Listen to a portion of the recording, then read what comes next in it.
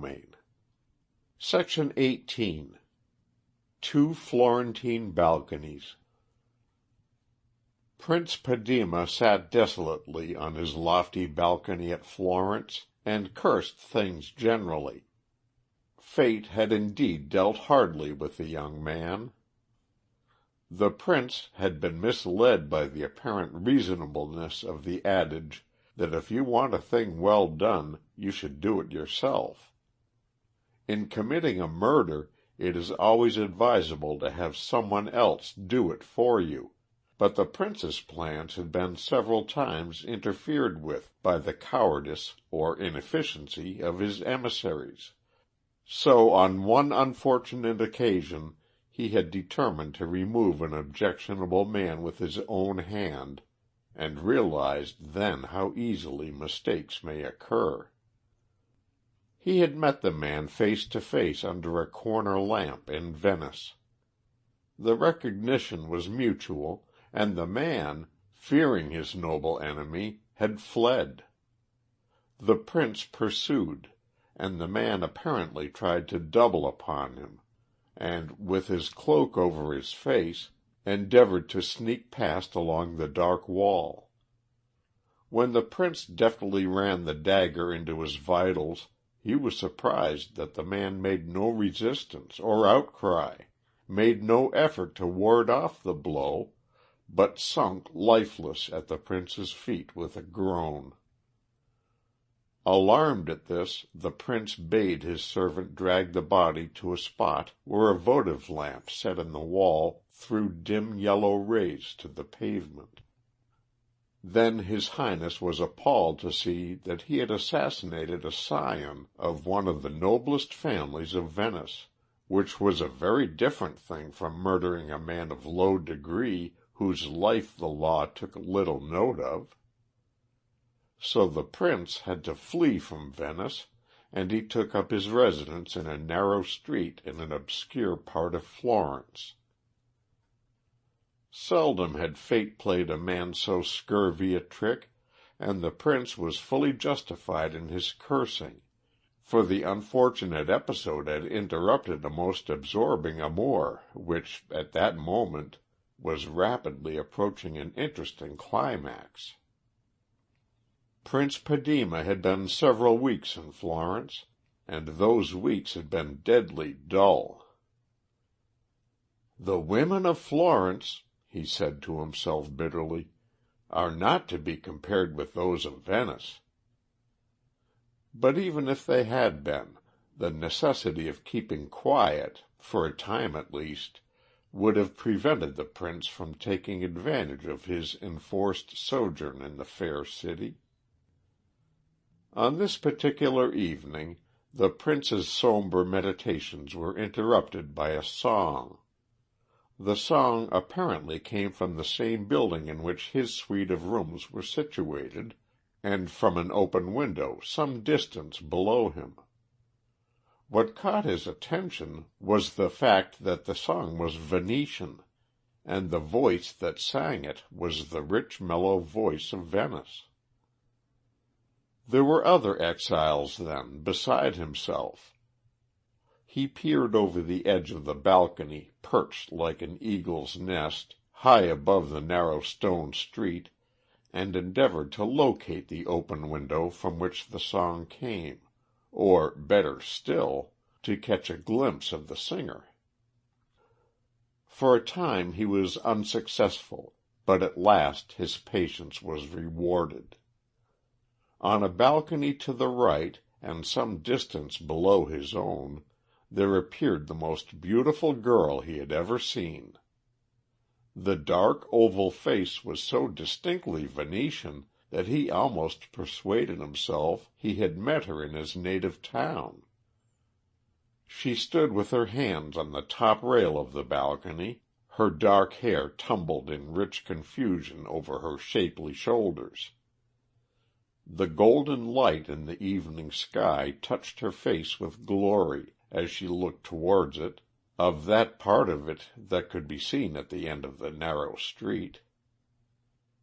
The prince's heart beat high as he gazed upon the face that was unconscious of his scrutiny.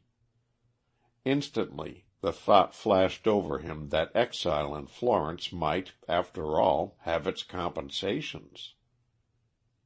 "Pietro!" he whispered softly through his own open windows to the servant who was moving silently about the room. "Come here for a moment, quietly." The servant came stealthily to the edge of the window.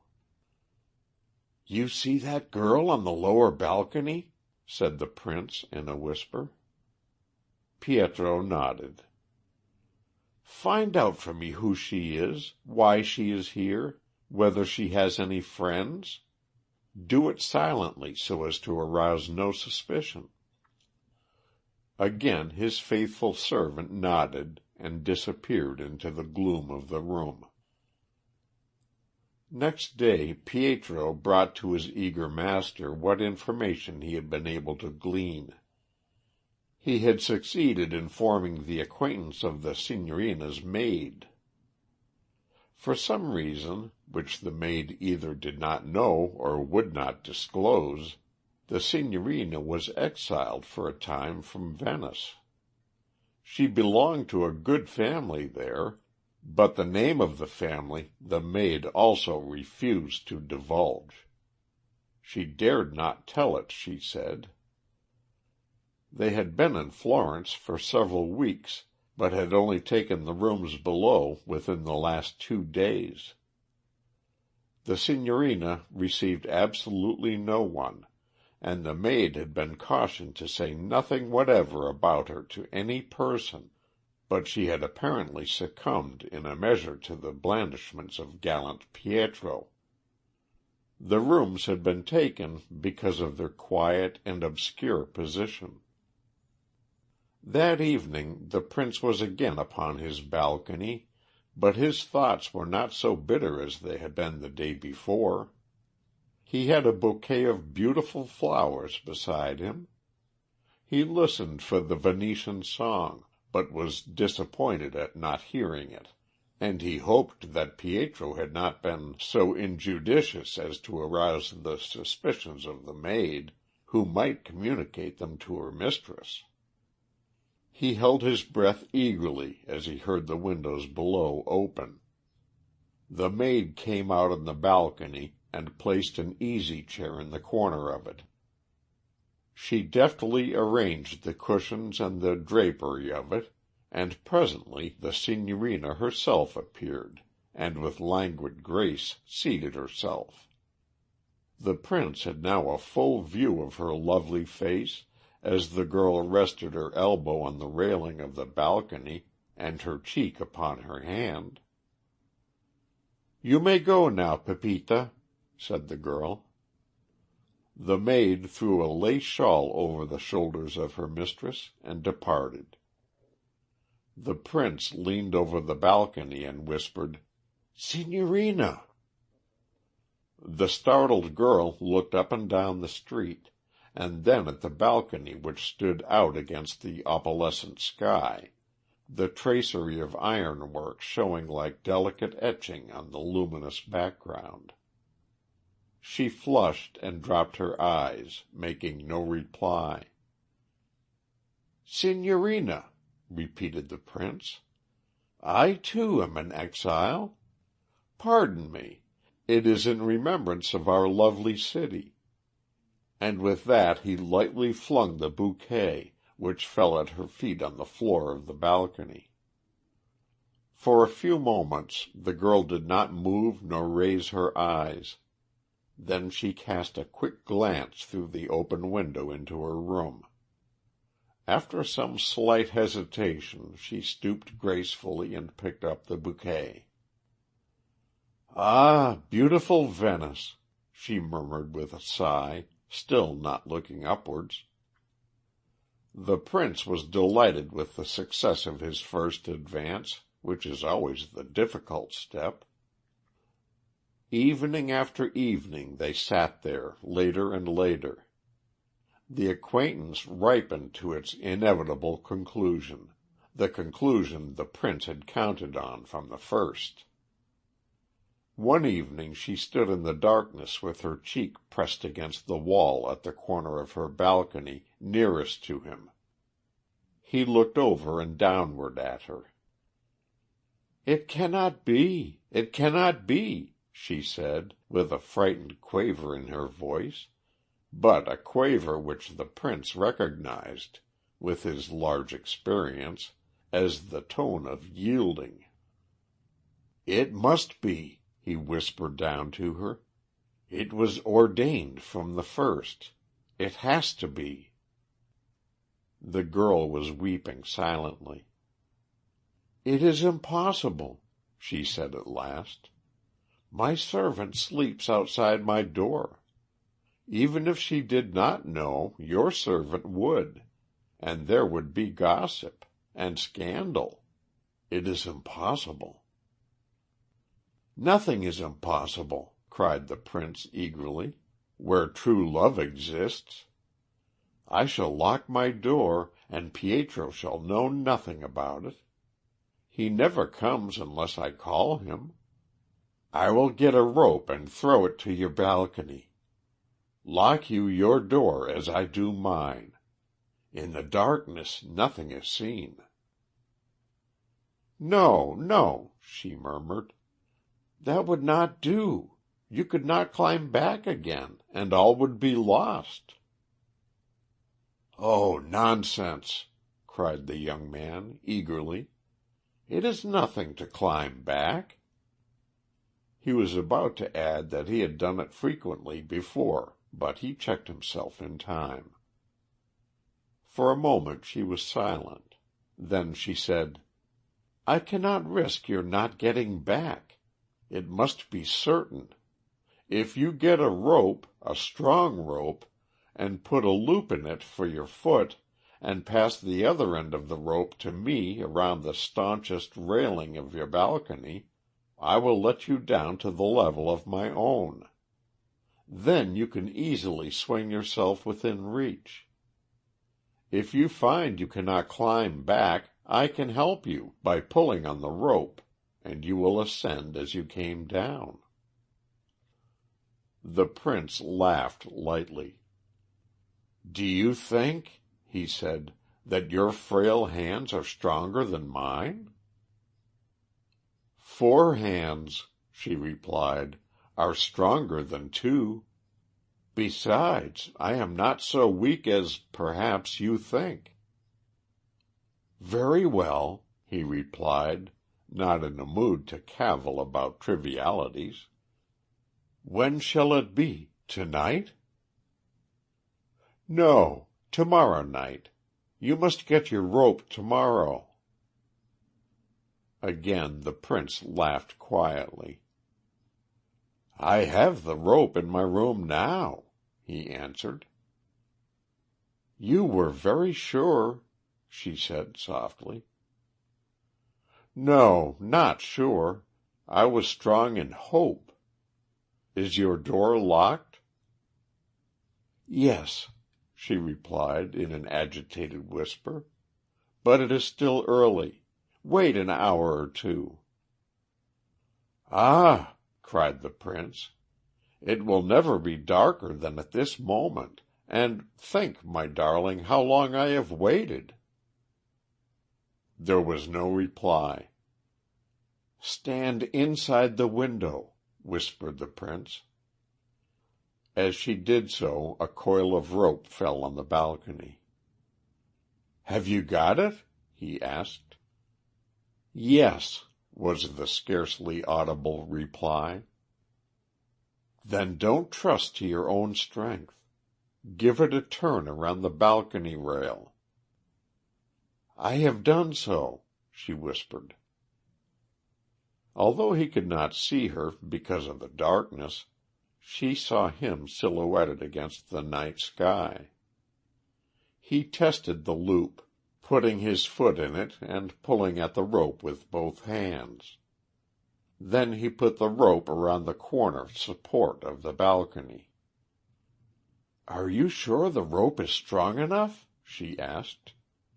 "Who bought it?" Pietro got it for me. It is strong enough to hold 10 men. His foot was in the loop, and he slung himself from his balcony, holding the rope with both hands. "Let it go very gently," he said. "I will tell you when you have lowered enough." Holding the end of the rope firmly, the girl let it out inch by inch.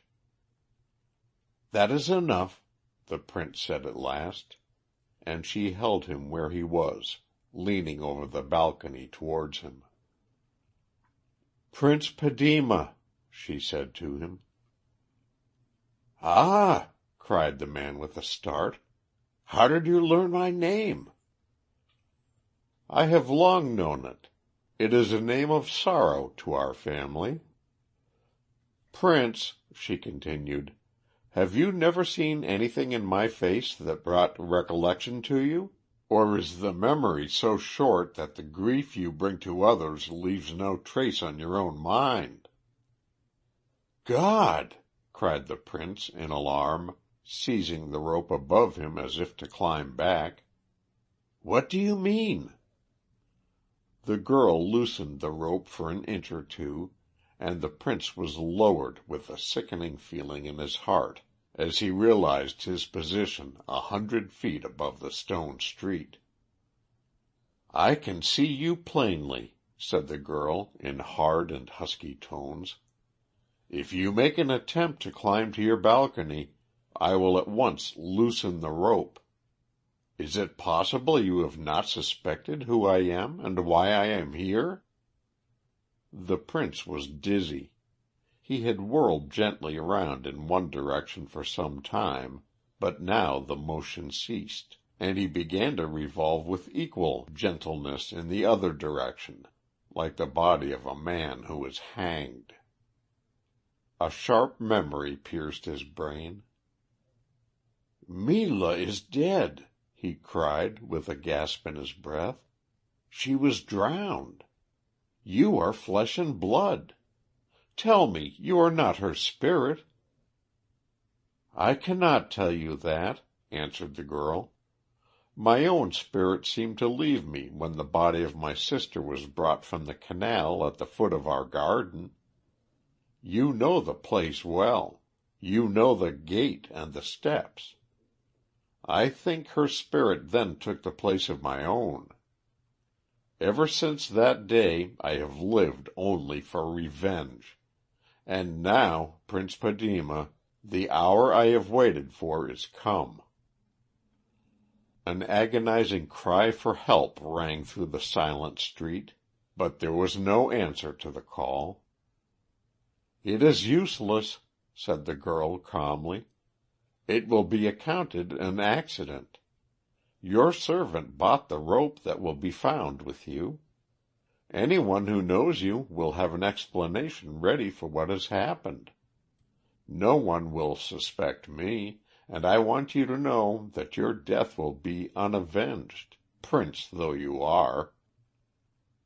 "You are a demon!" he cried. She watched him silently as he stealthily climbed up the rope. He did not appear sufficiently to realize how visible his body was against the still luminous sky. When he was within a foot of his balcony she loosened the rope, and again he sunk to where he had been before, and hung there exhausted by his futile effort. "I will marry you," he said, "if you will let me reach my balcony again. I will, upon my honor. You shall be a princess." She laughed lightly. "We Venetians never forget nor forgive. Prince Padema, good-bye." She sunk fainting in her chair as she let go the rope, and clapped her hands to her ears, so that no sound came up from the stone street below. When she staggered into her room, all was silence. End of section 18.